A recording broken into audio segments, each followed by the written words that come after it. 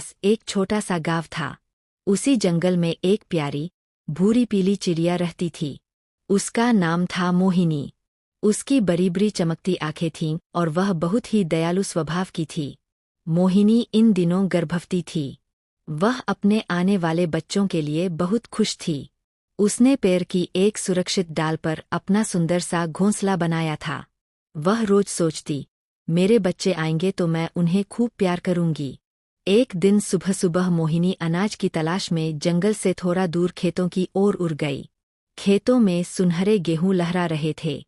मोहिनी खुशी खुशी दाने चुनने लगी। लेकिन तभी अचानक उसके पेट में तेज दर्द शुरू हो गया। दर्द इतना बढ़ गया कि वह घबरा गई।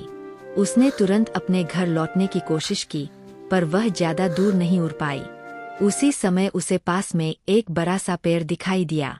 उस पेड़ पर एक खाली घोंसला था। मोहिनी ने सोचा, अभी मैं अपने घर तक नहीं पहुंच पाऊंगी, मुझे यहीं रुकना होगा। वह सावधानी से उस घोंसले में बैठ गई। थोड़ी ही देर में उसने एक सुंदर सा सफेद अंडा दे दिया। वह अपने अंडे को देखकर भावुक हो गई। तभी अचानक एक ग्रे रंग की दूसरी चिड़िया वहां आई। वह उसी घोंसले की मालिक थी। उसने गुस्से में कहा, अरे, मेरे घर में कौन है? मोहिनी ने विनम्रता से कहा, बहन, मुझे माफ कर दो। मैं बहुत दर्द में थी, इसलिए यहाँ रुकना पड़ा। लेकिन दूसरी चिड़िया ने उसकी बात नहीं सुनी और उसे भगा दिया।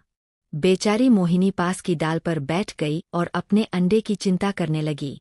इतने में अचानक तेज हवा चलने लगी। आंधी और बारिश शुरू हो गई। पेड़ की डालियां हिलने लगीं।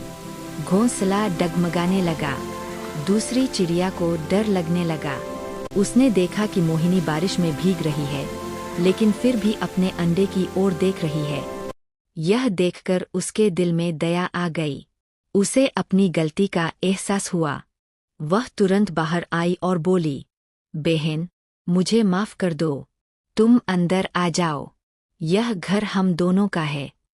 मोहिनी की आंखों में खुशी के आंसू आ गए।